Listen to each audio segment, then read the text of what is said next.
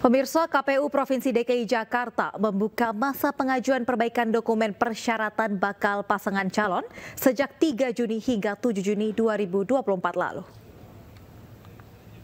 Bakal pasangan calon perseorangan dapat mengajukan dukungan perbaikan berupa dukungan baru yang belum pernah diajukan sebelumnya pada penyerahan dokumen syarat dukungan atau dukungan yang dinyatakan belum memenuhi syarat berdasarkan hasil verifikasi administrasi dan telah diperbaiki atau dilengkapi. Selanjutnya dilakukan verifikasi administrasi perbaikan mulai tanggal 9 hingga 18 Juni mendatang. Tahapan ini meliputi pengecekan keabsahan dan juga kebenaran dokumen syarat dukungan, baik surat pernyataan, dukungan maupun KTP elektronik.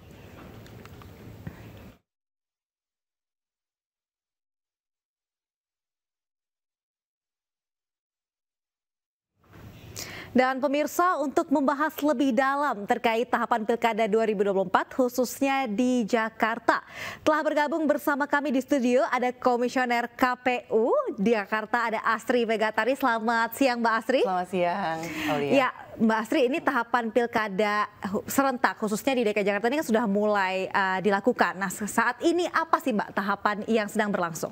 Baik, saat ini tahapan yang sedang berlangsung seperti tadi sudah Mbak Lia jelaskan, berlangsung verifikasi administrasi perbaikan untuk calon perseorangan.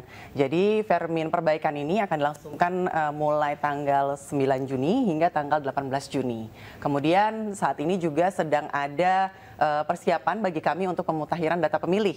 Tanggal 13 Juni nanti akan dibentuk panitia pemutahiran data pemilih atau Pantarlih yang akan bertugas mulai tanggal 24 Juni hingga tanggal 25 Juli 2024. Adapun syarat-syarat masyarakat terdaftar sebagai DPT atau daftar pemilih tetap itu untuk pilkada tahun ini ada 4.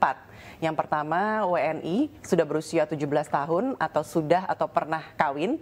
Kemudian yang kedua tidak sedang dicabut hak pilihnya oleh putusan pengadilan. Kemudian yang ketiga jika belum memiliki KTP elektronik ini bisa menggunakan biodata kependudukan ataupun IKD. IKD itu identitas kependudukan digital begitu. Dan yang keempat tidak sedang menjadi anggota TNI atau Polri. Kira-kira begitu. Oke, baik. Baik, itu tadi syarat-syarat untuk para pemilih dan kita akan melihat lagi lebih dekat apa saja sih tahapan-tahapan yang nantinya mungkin akan berlangsung atau akan dilewati dalam Pilkada serentak khususnya di DKI Jakarta. Ini di tanggal 5 Mei sampai 19 Agustus 2024 ini ada pemenuhan persyaratan dukungan pasangan calon perseorangan. Ya. Ini bagaimana nih maksudnya nih Mbak Astri? Jadi tadi kan seperti yang sudah saya jelaskan di awal, saat ini lagi sedang tahapan Vermin perbaikan. Jika misalnya nanti pasangan calon perseorangan tersebut pada saat Vermin perbaikan, jumlah dukungannya ini memenuhi jumlah dukungan minimal, kalau di DKI Jakarta kan minimalnya 7,5% dari jumlah DPT pemilu terakhir. Artinya 618.968. Maka pasangan calon perseorangan tersebut dapat melanjutkan ke tahapan selanjutnya yaitu verifikasi faktual. Sampai nanti ada tanggapan masyarakat dan seterusnya hingga sampai tanggal 19 Agustus 2024. Kira-kira seperti itu gambaran besar tahapannya. Baik, lalu kita akan beralih ke tahapan selanjutnya. Ya. Di tahapan selanjutnya adalah tahapan di tanggal 24 hingga 26 Agustus 2024 ini adalah pengumuman pendaftaran pasangan calon. Nah, ini seperti apa nih Mbak? Untuk pengumuman pendaftaran pasangan calon ini berarti pasangan yang sudah berhasil mendaftar sesuai yang tahapan sebelumnya. Baik, untuk pendaftaran pasangan calon ini tanggal 24 sampai tanggal 26 kami akan mengadakan pengumuman apa saja persyaratan yang harus dipenuhi untuk pasangan calon dalam pemilihan gubernur dan wakil gubernur di Provinsi DKI Jakarta. Kalau untuk perseorangan syaratnya adalah jumlah dukungan minimal harus tadi 7,5% dikali jumlah DPT pemilu terakhir. Kalau dari gabungan parpol ataupun partai politik, maka syaratnya pasangan calon tersebut yang diajukan oleh partai politik atau gabungan parpol tersebut, partai politik atau gabungan parpol tersebut harus memenuhi minimal 20% jumlah kursi di DPRD Provinsi DKI Jakarta atau 25% dari akumulasi jumlah perolehan suara sah pada saat pemilu 2024 kemarin. Baik Mbak, ini kalau mungkin untuk orang awam, apa sih Mbak yang membedakan yang calon perseorangan dengan calon yang ada di bawah parpol, dan chance-nya apakah mempengaruhi chance dalam kontestasi Pilkada 2024 ini? Iya, perbedaannya adalah pada saat prosedur pendaftarannya. Kalau pada calon perseorangan, maka syarat yang harus dia penuhi tadi jumlah dukungan, di mana jumlah dukungan tersebut minimal kalau untuk DKI Jakarta 618.968 tersebar di 4 kabupaten kota. Kalau untuk parpol atau gabungan parpol, maka syaratnya tadi 20% dari jumlah kursi di DPRD. Kalau jumlah kursi di DPRD DKI Jakarta sekarang ada 106 kursi, artinya calon yang nantinya akan dimajukan oleh parpol atau gabungan parpol tersebut harus memenuhi jumlah kursi di DPRD sekitar 22 kursi. Baik. Lalu untuk tahapan selanjutnya adalah tanggal 27 sampai 29 Agustus 2024 ini ada pendaftaran pasangan calon. Ya. Nah, ini seperti apa ini, Mbak, pendaftaran pasangan calon ini? Jadi pendaftaran pasangan calon ini tadi seperti sudah misalnya tadi sudah diumumkan syarat-syaratnya apa saja, maka KPU DKI memberi kesempatan pada tanggal 27 sampai 29 Agustus selama 3 hari ini untuk pasangan calon menyerahkan dokumen-dokumen persyaratan yang dibutuhkan, begitu. Baik, nanti kalau sudah ada pendaftaran pasangan calon berikutnya kita akan ke tahap selanjutnya. Di tahap selanjutnya ini kita beralih ke bulan September ya pemirsa. Di sini ada tanggal 22 September 2024 mendatang ini ada penetapan pasangan calon. Betul.